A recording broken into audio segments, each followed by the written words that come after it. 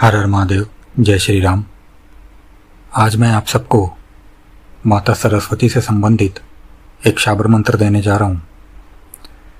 ये शाबर मंत्र मैं अपने एक साधक भाई जिन्होंने कि कमेंट किया था, उनके आग्रह पर उनके लिए और बाकी जो भक्त लोग हैं, जो साधक लोग हैं, उनके जन कल्याण के लिए मैं शाबर मंत्र दे रहा हूँ।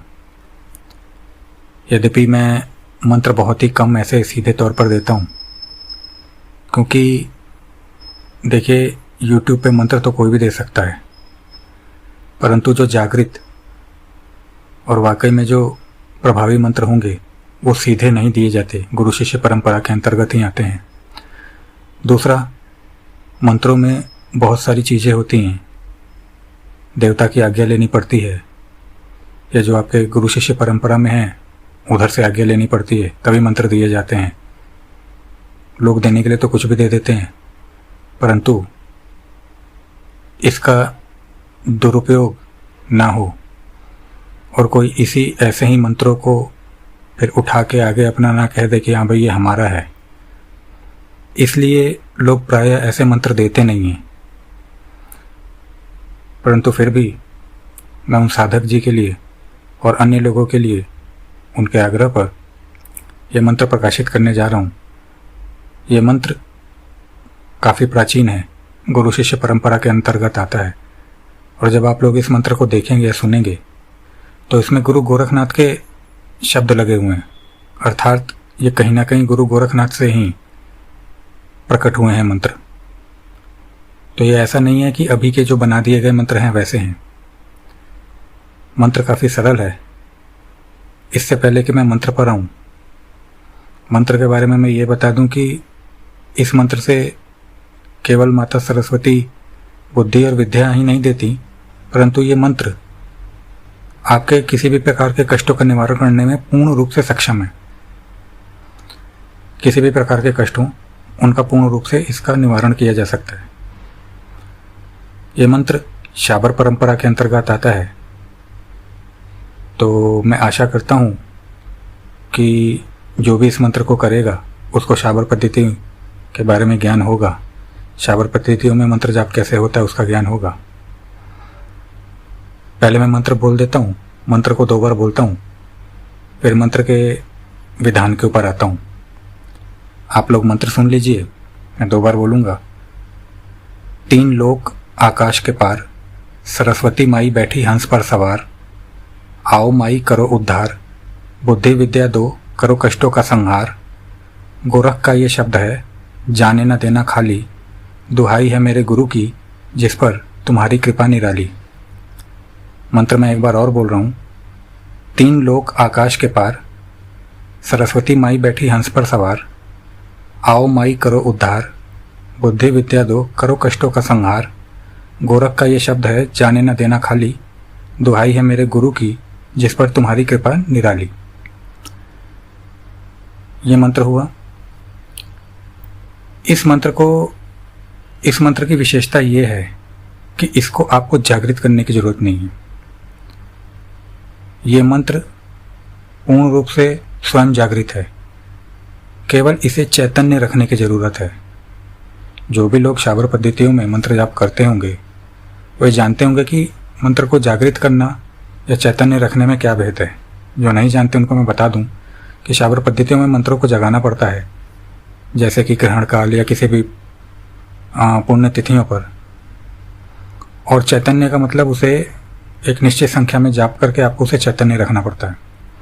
इस मंत्र की सबसे बड़ी विशेषता यही है कि इसको कोई भी जागृत करने की जरूरत नहीं है। ग्रहण में किसी पर्व आदि पे निश्चित संख्या में जाप करने की जरूरत नहीं है जिससे कि मतलब जागृत हो। ये पहले ही जागृत है, इसको खाली चैतन्य रखने की जरूरत है। पद्धति पर आते हैं।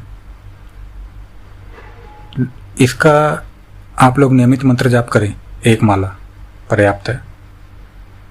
आसन इसमें सफ़ेद रंग का होगा, नहीं भी है तो जो आपका पुराना आसन आप जिस पर जाप करते हैं उसके ऊपर कोई स्वच्छ सफ़ेद कपड़ा बिछा लीजिए, वो आपका सफ़ेद रंग का आसन होगा। दिशा पूर्व होगी और भोग में सफ़ेद मिठाई माँ सरस्वती के नाम का लगा सकते हैं, नहीं तो खीर आप लगाइए, खीर बना सकते हैं तो। अन्यथा आप मिठाई या आपको खीर बनाने में मतलब नित्य क्योंकि करना है, समस्या होगी, तो आप बताशे या मिश्री भी रख सकते हैं। यानी कि आपको सफ़ेद ही रखना है, बताशे मिश्री भी आप रख सकते हैं। और मैं कहूँगा कि 2 जगह भोग रखें, एक जगह माता सरस्वती के नाम से, एक जगह गुरु गोरखनाथ के नाम से। एक माला मंत्र जाप करनी है, पूर्व की दिशा, आसन सफ़ेद। सबसे पहले गणेश मंत्र का एक माला कर लें। उसके बाद यदि आप लोगों के पास गुरु मंत्र हैं, यदि आप दीक्षित हैं, तो आप उस गुरु मंत्र का जाप नहीं करेंगे, क्योंकि ये उनकी पद्धति से नहीं मिला हुआ है। आप इसमें अपने गुरु मंत्र की जगह फिर पंचाक्षरी का मंत्र का जाप करेंगे, ओम नमः शिवाय का जाप करेंगे। पहले गणेश जी की माला, फिर पंचाक्षरी, ओम नमः शिवाय, फिर इसके बाद में आप लोग गुरु गोरखनाथ के मंत्र का जाप करेंगे। इसमें गुरु गोरखनाथ के मंत्र का जाप अनिवार्य है, एक माला। यदि आप लोगों के पास कोई गुरु गोरखनाथ का मंत्र नहीं है, आप लोग संपर्क करिएगा, मैं आपको दे दूंगा। फिर चौथी माला इस मंत्र की जाप होगी, एक माला पर्याप्त है। मंत्र पूर्ण रूप से चैतन्य है, अति प्राचीन है और बहुत ही प्रभावी है विद्यार्थियों के लिए। और जो भी लोग किसी भी प्रकार के कष्टों का निवारण चाहते हैं, बुद्धि विद्या के क्षेत्र में, अथवा अपने किसी भी जो आम जिंदगी है उसमें किसी भी प्रकार के कष्टों का निवारण चाहते हैं, वो इस मंत्र के प्रभाव से दूर कर सकते हैं। संकल्प आपका जो रहेगा, आपकी इच्छा अनुसार, कामना अनुसार आप वो रख सकते हैं। एक माला नियमित मंत्र जाप।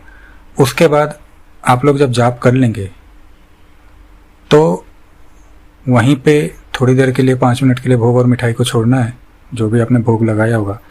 और उसके बाद आप वो भोग स्वयं ग्रहण करेंगे, किसी और को घर में नहीं देंगे, क्योंकि आपने अपने लिए किया है तो आप स्वयं भोग ग्रहण करेंगे ताकि उसका प्रभाव आपके ऊपर रहे। किसी विशेष कामना की पूर्ति हेतु इसका हवन होगा। हवन कैसे होगा वो आप लोग मुझसे संपर्क कर सकते हैं, मैं आप लोगों को बता दूंगा।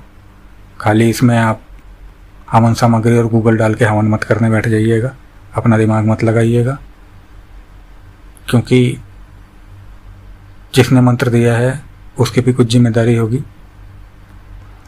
तो विशेष कामना पूर्ति हेतु फिर इसमें मंत्र जाप नहीं होंगे, एक माला मंत्र जाप होगी और फिर सीधा हवन करेंगे आप लोग। हवन का आप लोग पूछ लीजिएगा, जिसको आवश्यकता होगी उसी को दिया जाएगा।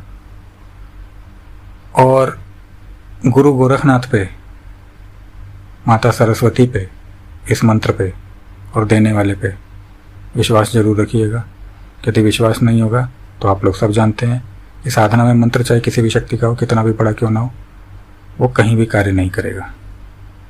इसी के साथ हर हर महादेव, जय श्री राम।